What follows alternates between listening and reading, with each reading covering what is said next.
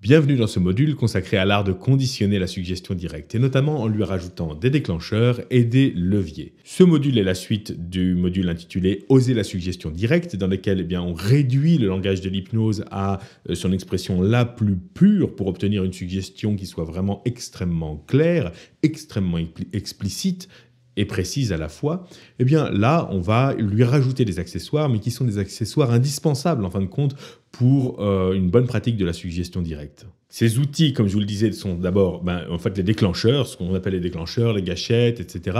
C'est-à-dire vraiment la condition de base qui permettent de temporiser, d'ajouter un temps, d'ajouter un timing, d'ajouter un moment, un déclencheur, un signal de départ à la suggestion.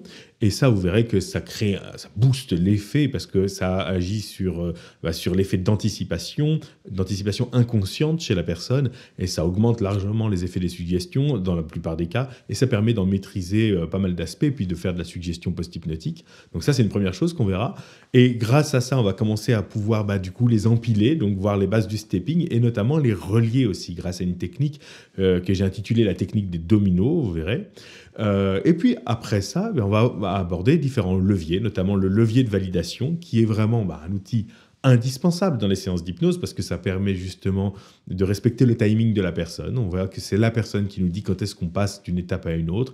Et ensuite, on verra les outils, l'outil des leviers relatifs. Alors, les leviers relatifs aussi, ça semble un terme très complexe, mais en réalité, c'est quelque chose de très très simple et qui est vraiment très universel, qui est même un des clichés de l'hypnose, mais qu'il faut maîtriser. Et dans la suggestion directe et dans la construction de séances en suggestion directe, c'est ce qui va nous permettre de relier, de créer du lien, de relier les suggestions entre elles, notamment de relier des suggestions d'hypnose, on va dire, légères comme l'idéomoteur, avec des choses beaucoup plus profondes, de construire des états. Donc, par exemple, tout le paragraphe sur le design de l'état qu'on avait vu dans Oser la suggestion directe, là, va pouvoir vraiment s'appliquer beaucoup grâce à ça.